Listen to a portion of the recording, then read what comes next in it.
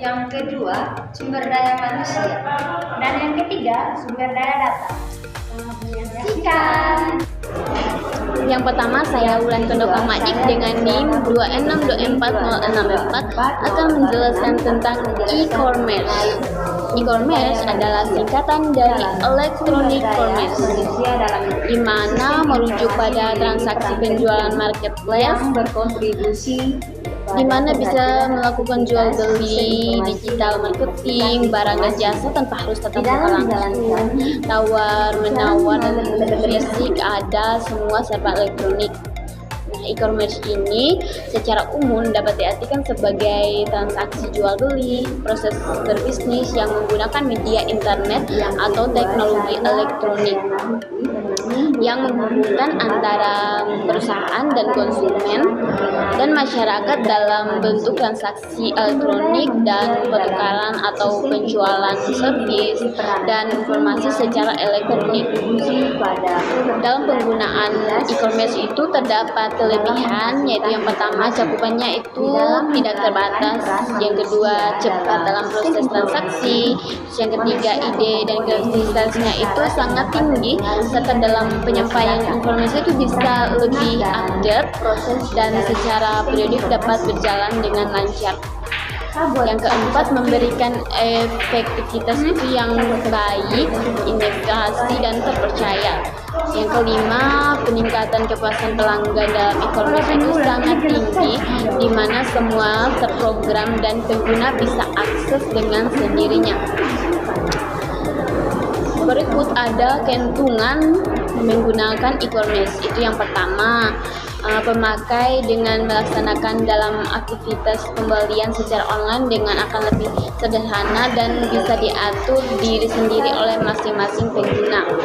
Contohnya, seorang konsumen itu dapat memenuhi segala kebutuhan dalam rumah tangga itu hanya dengan berkutat dengan handphone atau komputer, karena ia melakukan transaksi dengan perusahaan tertentu untuk mendapatkan barang yang ia inginkan. Nah, yang kedua itu bagi pembisnis online atau penjual akan nyaman dengan keadaan ini karena dia tidak membutuhkan toko atau pelayan karyawan toko. Biaya operasional itu tidak terlalu tinggi dan lebih sederhana dan mudah. Proses penjualannya tuh lebih efisien tanpa kesalahan dan tepat waktu. Contohnya itu dapat ilustrasikan pada penjualan tenun ikat Sumba, di mana ia menjual produknya yang terbaru dengan melakukan promo, mengupdate segala produknya di sosial media dengan harga-harga yang ia sudah tentukan. Selain itu, dalam proses pembayaran mungkin pihak toko hanya mendaftarkan ke bank serta memberikan beberapa data yang dibutuhkan, serta pihak toko atau penjual tenun ikat dapat menyimpan data pelanggan di server mereka. Nah, yang ketiga itu ada keuntungan bagi pihak manajemen informasi yang didapatkan secara cepat, baik peningkatan omset, penjualan, dan sejauh mana kesetiaan pelanggan atau konsumen baru. Contohnya itu dalam penjualan suatu produk, barang atau jasa, lingkup penjualannya itu sudah bukan hanya di dalam negara atau di daerah tersebut saja, melainkan sudah mencakup sasaran lintas yang sudah universal atau sudah mendunia. Dengan luasnya jangkauan penjualan, maka laba perusahaan akan meningkat. Berikut ada keamanan dalam sistem atau aplikasi. Keamanan itu merupakan hal yang harus diperhatikan dalam menjalankan bisnis online, karena semakin canggihnya program, aplikasi, atau sistem, maka orang atau pihak yang tidak bertanggung jawab atau hackers akan banyak yang berusaha menembus aplikasi atau sistem tersebut agar mendapatkan keuntungan yang sangat besar, sehingga diperlukan memperhatikan pengertian tutorial sistem verifikasi untuk kedua belah pihak dengan memperhatikan seperti ada teknologi kriptografi yang adalah teknik yang dipakai dalam mengubah informasi atau pesan plain text ke dalam sebuah teks rahasia atau ciphertext yang kemudian bisa diubah kembali ke format semula. Berikut ada one time password. Ini dalam berinteraksi hanya bisa dipakai sekali saja, dan alangkah baiknya nomor dan huruf abjad itu digabungkan. Berikutnya ada yang ketiga, untuk para ahli di bidang keamanan, ini dapat menggabungkan segala aspek dalam menggunakan dalam menjaga keamanan sistem atau aplikasi. Demikian dari saya. Terima kasih. Nah, yang kedua, saya Tersiana Huki dengan NIM 2624046 akan menjelaskan mengenai sumber daya manusia. Sumber daya manusia dalam sistem informasi memiliki peranan penting yang berkontribusi pada keberhasilan aktivitas sistem informasi dalam menghasilkan informasi. Dalam menjalankan perannya di dalam sistem informasi, komponen manusia memiliki syarat yang dapat mempengaruhi dan memanipulasi data, perangkat lunak, dan proses berjalannya sistem informasi. Manusia berperan penting di dalam sistem informasi sebagai pemakai atau pengguna akhir yang menggunakan sistem informasi atau pengguna informasinya, dan pihak yang melakukan pengembangan dan pengoperasian sistem informasi. 1.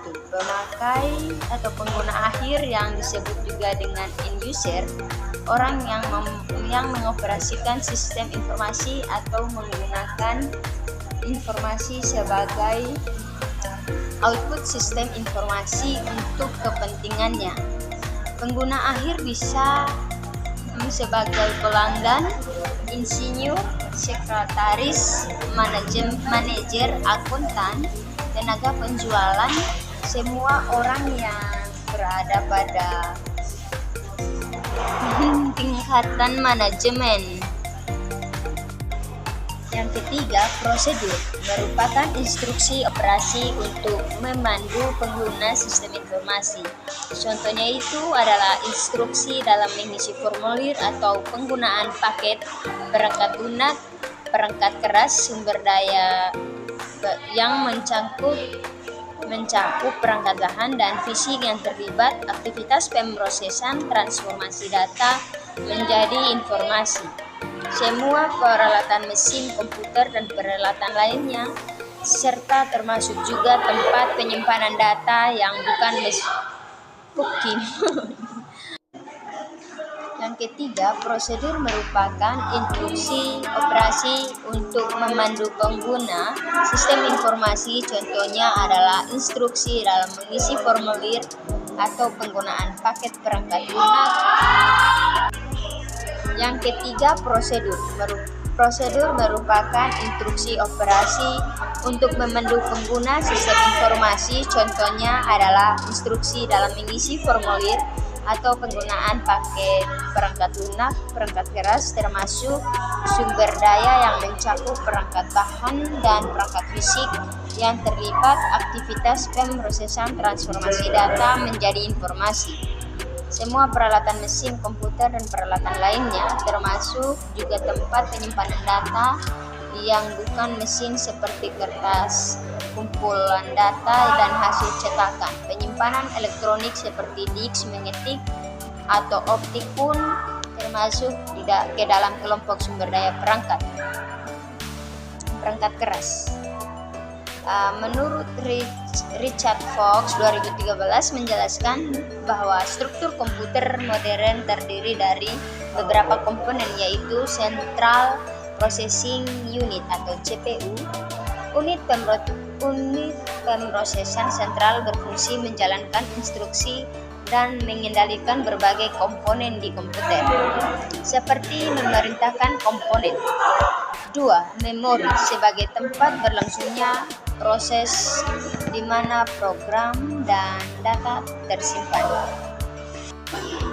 Yang ketiga, subsistem input atau output 1:0, mencakup semua perangkat periferal atau input, output, penyimpanan, dan jaringan. Yang keempat itu BUS, merupakan perangkat yang berfungsi sebagai penghubung antar komponen untuk mengirimkan data dan informasi. Yang kedua, periferal komputer, semua perangkat input untuk memasukkan data dan perintah seperti mouse, elektronik, keyboard, trackball. Perangkat output untuk keluaran informasi seperti layar monitor atau printer, dan perangkat penyimpanan seperti drive atau sinks, magnetik atau optik yang digunakan untuk menyimpan data dan informasi. Sumber daya jaringan, sistem informasi berbasis komputer pada umumnya melibatkan banyak perangkat keras komputer dan terhubung melalui jaringan komunikasi yang digunakan untuk distribusi data dan informasi. Keduanya dikirimkan melalui jenis sinyal dasar, yakni sinyal analog dan sinyal digital. Jenis sinyal analog berupa gelombang kontinu dengan parameternya itu amplitudo serta frekuensi gelombang. Sedangkan jenis sinyal digital berupa pulsa diskrit yang mewakili serangkaian bit 0 dan 1 dalam bentuk biner. Jaringan merupakan salah satu komponen yang berkontribusi penting dalam proses pengumpulan data serta penyebaran informasi yang mencakup infrastruktur jaringan dan media komunikasi. Yang pertama, infrastruktur jaringan. Jaringan memiliki infrastruktur dari semua perangkat keras jaringan, perangkat lunak jaringan, dan teknologi pengolahan data yang dapat digunakan untuk mendukung aktivitas operasi dari jaringan komunikasi seperti kartu jaringan, prosesor komunikasi modern sebagai konverter sinyal, dan prosesor antar jaringan, serta perangkat lunak yang mengendalikan komunikasi dalam jaringan seperti sistem operasi jaringan dan browser internet. Secara singkat, jenis jaringan terdiri dari jaringan setempat atau local area network, dan jaringan area luas atau wide area network. Jaringan merupakan salah satu komponen yang berkontribusi penting dalam proses pengumpulan data serta penyebaran informasi yang mencakup infrastruktur jaringan dan media komunikasi. Yang pertama itu infrastruktur jaringan. Jaringan memiliki infrastruktur dari semua perangkat keras jaringan, perangkat lunak jaringan, dan teknologi pengolahan data yang dapat digunakan untuk mendukung aktivitas operasi jaringan dan komunikasi seperti kartu jaringan, prosesor komunikasi modern sebagai konverter sinyal, dan prosesor antar jaringan, serta perangkat lunak yang mengendalikan komunikasi dalam jaringan seperti sistem jaringan, operasi jaringan, dan browser internet. Secara singkat, jenis jaringan terdiri dari jenis jaringan setempat atau local area network dan jaringan area luas atau wide area network. Jaringan setempat atau LAN berupa jaringan yang menghubungkan perangkat komputer dalam area yang terbatas seperti dalam satu ruangan, gedung, area terjangkau. Sedangkan jaringan area luas atau WAN memiliki area yang luas seperti satu kota, antar wilayah, bahkan antar negara dan benua. Yang kedua itu media komunikasi. Media komunikasi yang digunakan dalam komunikasi data dari titik satu ke titik yang lainnya atau dari komputer satu ke komputer lainnya dapat menggunakan dua jenis media, yakni media kabel dan nirkabel. Media kabel seperti berpasangan, set file, kabel koaksial dan kabel cat optik. Sedangkan yang nirkabel seperti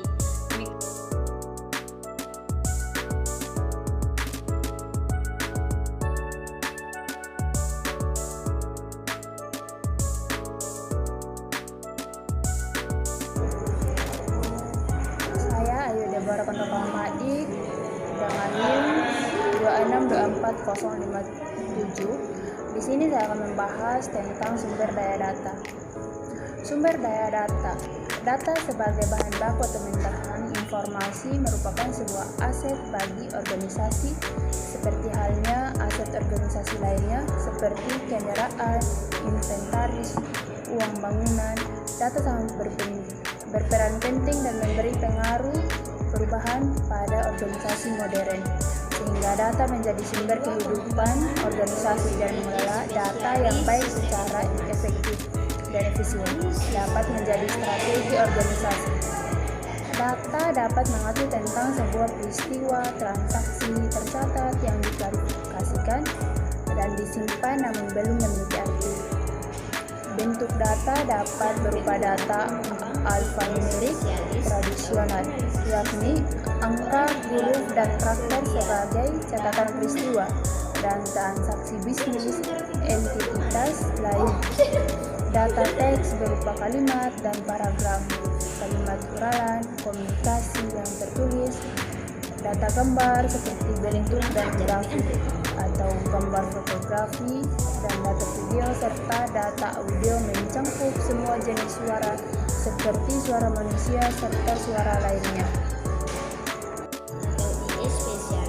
Jenis-jenis pengelolaan data, sumber data, sistem informasi dibagi menjadi dua, yaitu yang pertama, basis data. Basis data merupakan kumpulan dari fakta-fakta saling berhubungan yang menjadi bahan baku untuk dilakukan pemrosesan menjadi informasi.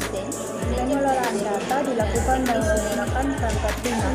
Pengelolaan data yakni sistem manajemen basis data, database legal system, yang memiliki tanggung jawab dalam mengatur dan mengelola data agar dapat diakses dan efisien dalam penggunaan.